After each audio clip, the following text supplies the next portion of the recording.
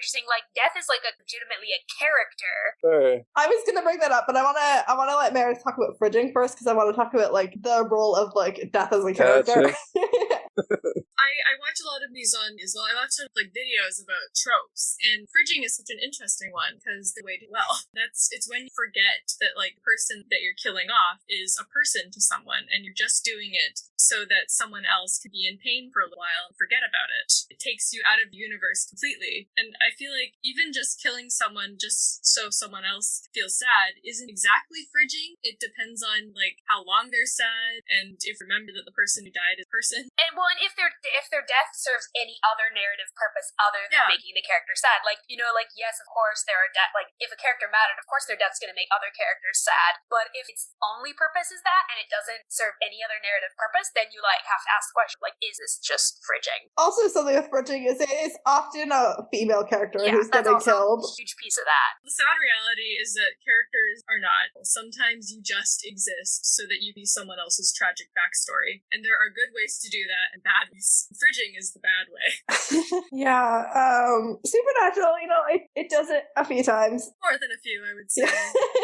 Sometimes it doesn't even get, this is not even fridging. It's like, we don't care about this person. Well, I mean, every opening scene basically starts with someone dying. Yeah, like, that's not really fridging. That's just advancing the plot. But, like, it's just, like, there's a very casual aspect to death as part of the narrative. So season 5. Season 5 introduces us to, like, original death. And, like, that's a whole thing. And it is, there's a few lectures that go along with that into, like, how the Winchesters kind of make a mockery of death. Because there is a point in, like, seasons 4 and 5 where, like, the Winchesters just say, like, okay, fuck it. Like, if we die, someone's just gonna bring us back and it's fine. Like, don't even worry about it. And, like, then once Billy becomes death, they kind of try, or, like, once Billy's involved, not even when Billy's death, like, when we meet Billy as a raper even, they kind of try to, like, re-up the stakes. They have lowered the stakes of dying so much that they have to, like, re-establish that death is bad. Yeah, because they did it not just Sam and Dean. Like, it wasn't just, like, Sam Everybody. and Dean character syndrome. It would just become, like, anybody who had died had a chance to come back, and that, like, does cheapen the, like, significance of death. And I think it was, like, part of the problem in Supernatural where they were like, we've got to raise the stakes every season. And then they, like, were like, well, we've already done the apocalypse. How do we raise the stakes more? And then you end up with, like, really dumb things like the Leviathans where you're like, this is not actually that. This does not have the same weight as, like, the apocalypse. And I think the same thing happened with Death where they, like we've brought back characters too many times. I always think of, like, I think it's actually a well done, like, death moment where, like, Sam and Dean both get shot. And it's, like, the first time that they're both dead at the same time in season 5. But at the same time, like, they kill Sam and then Dean's like, if you shoot me and I die, like, I'm going to come back and you are going to regret shooting me. But then, like, he's dead. And, like, you know what? Those characters actually don't come to regret it. Like, they end up kind of palling around for a bit in season 12. It doesn't really end up mattering. Oh, goodness. But it is a more interesting death for that, because we get the chance to see afterlife stuff for that one. That episode was pretty interesting the way it handled death, because, like, I wasn't really worried that much. And I don't think at any point was I worried. Like, their character arcs can't end this way. They would never end their arcs so bad. I was so Oh, naive. damn. Well, that felt like a segue to talk about the finale. We have to get it over with somehow. Are we just talking finale, or are we talking, like, season 15's handling of death? I mean, we can talk about season 15 overall, but I want to start with the finale, I think, and, like, because Dean Winchester dies for 7.5 minutes is a long death. It's one of the longest deaths in the whole show. It's like a fifth of the episode. It's just Dean Winchester dying. So much.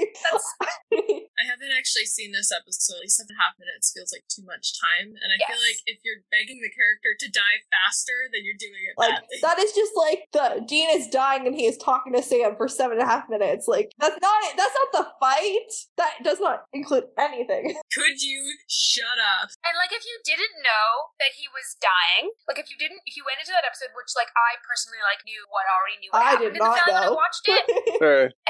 So I knew he was going to die. And so as soon as the scene starts, you're like, there is still a lot of this episode left like this is, and it just goes, it's just like excruciating, and it's also like just, and this is like nit, but it's also like important because I'm like they have gotten out of so many other deaths that are way more imminent than this one was. Like, yeah, and that just feels like a lazy writing choice. I just remember one of my favorite. It's not even. I mean, I guess a death occurs.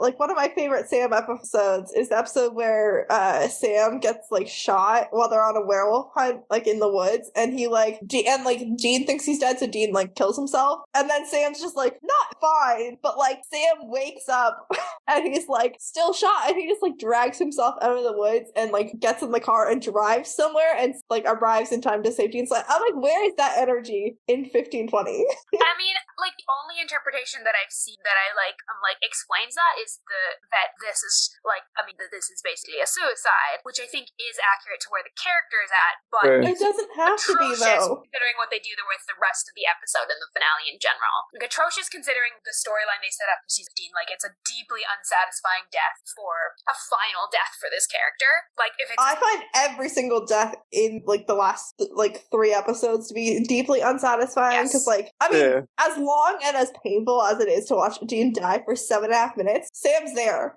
He has someone to say his like final goodbyes to. Whereas, you know, like Sam does not have a big goodbye. Like Cass has the confession scene and Dean has this 7.5 minute scene. Sam has this like weird scene where he like does not talk to his son.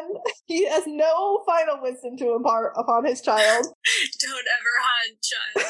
it's such a bad scene. Like I just feel sad for like Sam, like his whole like life after that is so miserable. It just doesn't. No one's arc ends satisfyingly, and like and the like not giving characters the like basically not. I think that the problem with the season 15 deaths is they don't acknowledge the like growth of these characters. They just kill them in like sort of random haphazard ways, and they're like they're all just dead. Yeah, we lose a lot of characters. I honestly forgot, but like even in like I want to say 1502, we lose Rowena and Ketch, and we also see Kevin again, and we realize that Kevin is also like doesn't have a satisfying from his already unsatisfying death that he had before. Like seeing unsatisfying, like upsetting character death. Yeah, I think sometimes when Supernatural does that, when you think that a character has been able on and find some use, they bring them back and they say, no, actually, they didn't. Like Kevin's trapped and he's trapped on Earth, so. And that's another thing with the Supernatural and deaths, which is really interesting, is because, like, as the show progresses, you go from, you know, death, like, the question of whether or not there's a happy ending after death, like the whole question of heaven or hell, is heaven actually a good place? Like, all of those questions are so interesting, and I feel like they dropped the ball on them massively in the finale, and I think that's part of the problem, is like they built this really interesting concept of like, maybe heaven isn't all it's cracked up to be, and then they like proceed to like, basically like, but they're in heaven now, so obviously that's peace when they're done. Well, and it's such it's like an oversaturation of death also. Like, I hate to be referencing Screen Rant right now, but they have the information I want in like the least. But like Dean dies over 100 times. I mean, mostly because of Mystery Spot, but like even outside of Mystery Spot, he does quite a good number of deaths. Yeah. Like Metatron, the time he got like the hunter shot him, like Azazel, like he's died a bunch of times, and then like Sam dies 8 times. Cass has died 6 times. Bobby's died 6 actually. 4. Wow, I didn't realize Bobby and Cass had died almost a similar amount of times. Wow. John's died 3 times. At least 2. I guess like 2 times because like they count the Apocalypse version of John, and I don't love that. But well, do they count? Are they counting like Lebanon John? Is that also one they're counting? I don't think so. I think they count like Azazel and then also like the 1973 like. Oh, okay. So like those 2 times. Sorry, okay, that Lebanon seems fair. John kind of sounds like a bounty. Yeah, he does. Mary's died twice. Zachariah dies 3 times. How long was he around? I didn't feel like he was around long enough to get 3 deaths. I mean, one of them was like the Apocalypse World one. But yeah, that's a different character. A different character. Everybody's back. At the bottom of the barrel. Charlie dies 2.5 times, according to Screen Rant. Like even Adam dies twice, kind of. Yeah, again. Rowena dies several times. They say twice, but it's more than twice. And more really give that, like, to be like, that is reasonable given the story context for characters like Crowley and Runa, like witches and demons, like that kind of thing. Yeah, and those two characters are always prepared for everything. But a lot of these other characters should not get the number of resurrections they do. I was hoping that they would have Jack on that like list of how many times Jack has died, because Jack's only around for 3 seasons, and he dies multiple times, at least twice that I can think of off the top of my head. 3 times, I think. Does he? What are those times? I'm like blank. The one time is like end of season 14, wasn't it? Or Yes, he definitely dies at the end of when Chuck kills him. He dies in season 14. He died like from like having his grace ripped out, like where he's sick. He dies. Is he actually dead though? Yeah, fully in heaven. Oh right, Where Cass makes the deal with the empty. And then he dies at the end of that season, and then he dies again in season 15. Yeah, because that's when he goes to the empty, right? So like Cass is on for 12 seasons and dies 6 times. Jack's on for 3 seasons and he dies 3 times. Like he is like the stakes at the end of the show, they are really just like they've built up the stakes so high and everything's so powerful. Everything has to kill everything. Like whereas as opposed to the early seasons, I think that's why some of the early seasons deaths are just the most memorable, because they carried more weight back then. Because at that point, we were like, the cult is the only thing that can kill anything. There is absolutely a point in the like apocalypse storyline where Sam and Dean do not give a fuck about dying, because they're like, the angels will bring us back. It's fine. The angels need us alive. So like they literally just do not care. Yeah. I don't know. I feel like a lot of the later seasons show like a lack of foresight on the writer's part, because they have to be writing their lore and adding to it in order to these decisions actually make sense and all these monsters like real threats. Like I think that's why they have to have Billy keep showing up to like threaten them that like if they die, like it's one thing to be like, okay, if you die you're gonna go to the empty and whatever, like as like a warning, but the reason I think Billy has to keep showing up to give that warning time and time again is to like remind us that it's bad if someone dies. Right, to be like, there's stakes again, we promise. Even though there's immediately not, because Cass dies at the end of season 12 and he's back within 6 episodes. Like, he goes to the empty and he immediately is fine. It's a good example, showing and telling. So that is a later example of a later season death that I feel like does have emotional resonance. Because we spend those 6 episodes, like, Dean's on a grieving arc and... watching the widower Dean arc. I haven't actually seen that yet, but I remember watching Cass die at the end of season 12. They'll bring him back. It's a lot. I'm tired. So maybe I was like the one person that just didn't affect the way it was supposed to. I mean, there's like after that, there's 5 episodes where Dean is just absolutely devastated, has no will to live, like barely hanging on. And like also like they've also lost their mom. So like they're also like Sam is also like upset about that and they're going through that whole thing too. But like it is very much like Dean needs Cass to be alive and Cass is not alive. And so Dean like literally gets to the point where he does kill himself like under the guise of doing good. I feel like with that in mind, Cass's death at that point had more impact because of how we reacted to it. Oh yeah. Like that's part of why we kill off characters. I feel like there was a Cass death where I was just like, he's gonna be back and it's fine. I mean, the Leviathan one is kind of that. Like when he walks into the river. Yeah. Like I know that one's supposed to, but it didn't. That was like a version of Cass with less character development. Because with Leviathan one, we were thinking like, oh, all of your decisions led to this moment in a bad way, brought this on us, and really sad to see go. Has some complications about it. True. He's the finish. And that's like the natural finishing When of that does Cass arc. die again? When's like the next time that Cass dies? Let's see, Leviathan, and then season 8.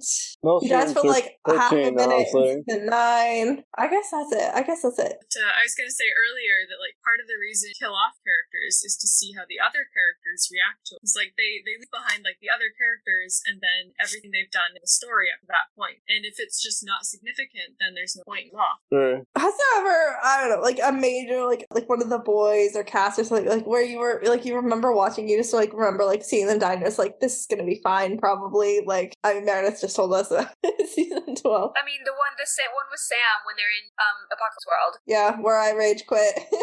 Yeah, that one.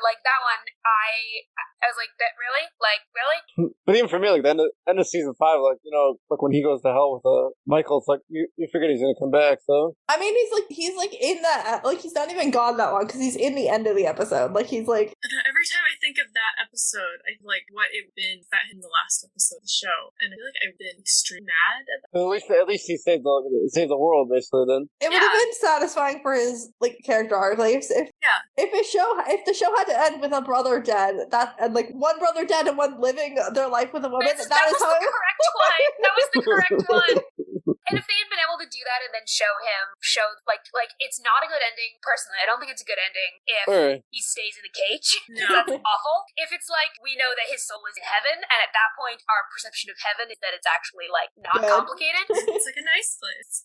Then like Dean getting to live out the rest of his life and Sam being in heaven like after saving the world, like that would I wouldn't have hated that ending. Like I'm glad it wasn't the ending, but I wouldn't have hated it. It would have been bittersweet, but it would have it would have been well done enough to satisfy me. Like to me, that's what it was. Like at least he saved the world. Like it meant something rather than what happened in like season 15, where he just died of old age and Dean dies on the hunt. So like at least Sam died with some meaning to save the